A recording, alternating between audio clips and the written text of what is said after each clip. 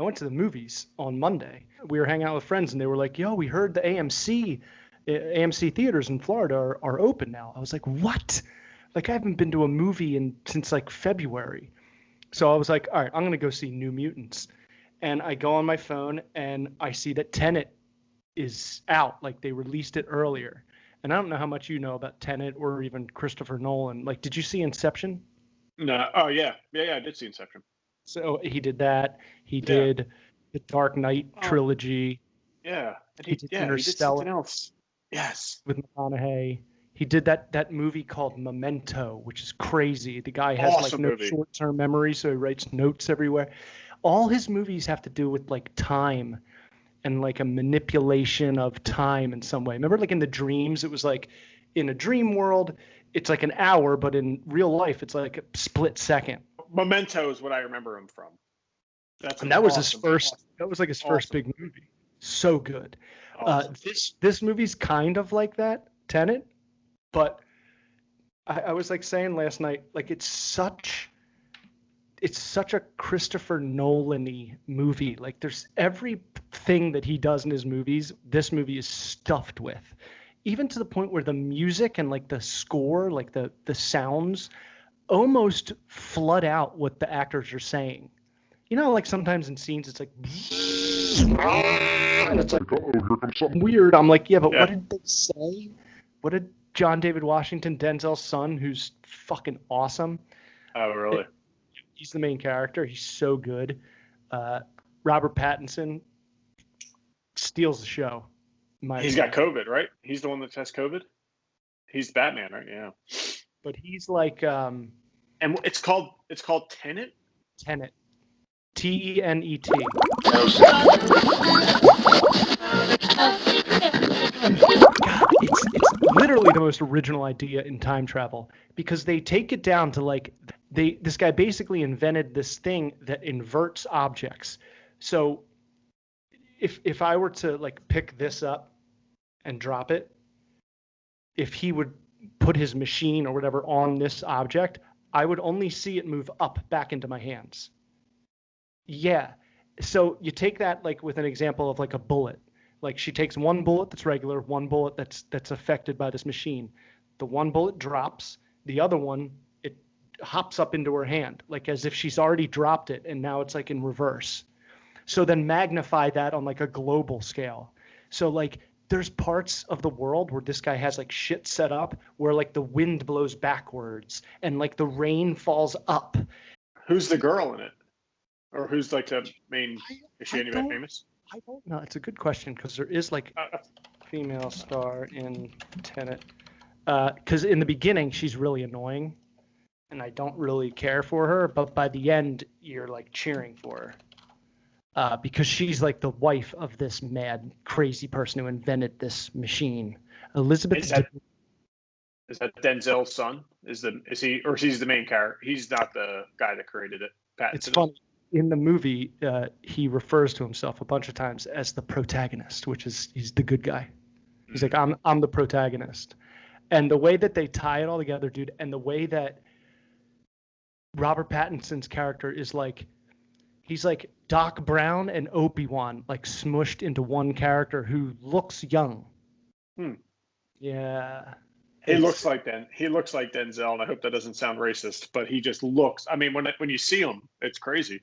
And there's scenes, man, where there's this one scene where he just walks through this kitchen of a restaurant and just because he already knows what's going to happen. And he just is kicking the shit out of all these people. And he is all Denzel. Like when Denzel's doing like his badass, like, you know, like that look, it was Denzel with like a James Harden beard. his like, what do they call that? Like the poster or the movie, like the, you know, whatever it is, the poster thing is just like he has a big gun like this and like walking. It looks identical. I mean, it looks like Denzel except with the hard beard.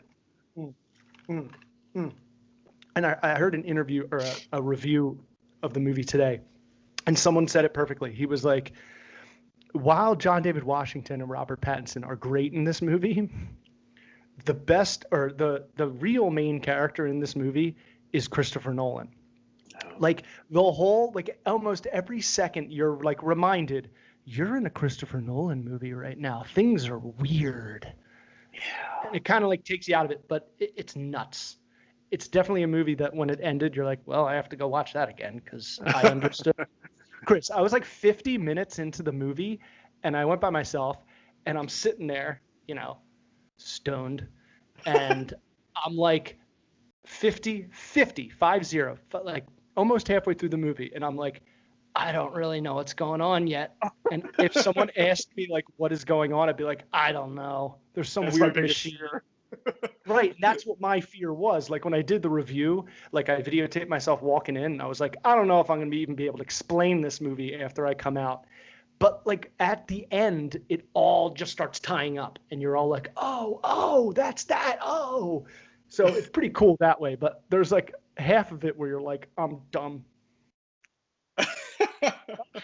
And I wanted to be a film student. How was the theater? Like, was it crowded? Or just like everybody minded their own business and stayed away from each other? So overall, the theater was a great experience. Like I was so impressed. It was nothing like, it was actually like how they do it in the food store. Like, I don't know how they're doing it up there, but down here, Publix has been like on the ball. Like they set up shit where like you're not walking in and out. So it felt very much like that. So I walk into the theater, the movie doesn't come on for like another 2 minutes or like another 5 minutes. So I'm like, all right, maybe I'll have no one's in there. I'm like, maybe I'll have the whole theater to myself. That'd be great. Mm-hmm. Then 2 more dudes walk in. They sit far away from me. I'm in the last row all the way to the right. The movie, the previews start. There's like 10, it's like an hour of previews. Previews start. As soon as they start, this larger couple come in the theater. They walk all the way to the back row, my row, and they keep walking closer, and they sit 4 seats away from me. Dude, out of like 300 seats, there's like... I would have had I did this move, ready? Because I saw what they were doing, and like when they got close and started like setting up their shit, I did this move.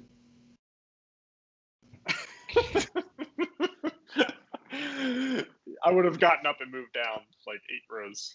But you like to be in the back, and it's your spot. You were there early. It's like, why should you change your life? Even though it's not smoke, it's just vape.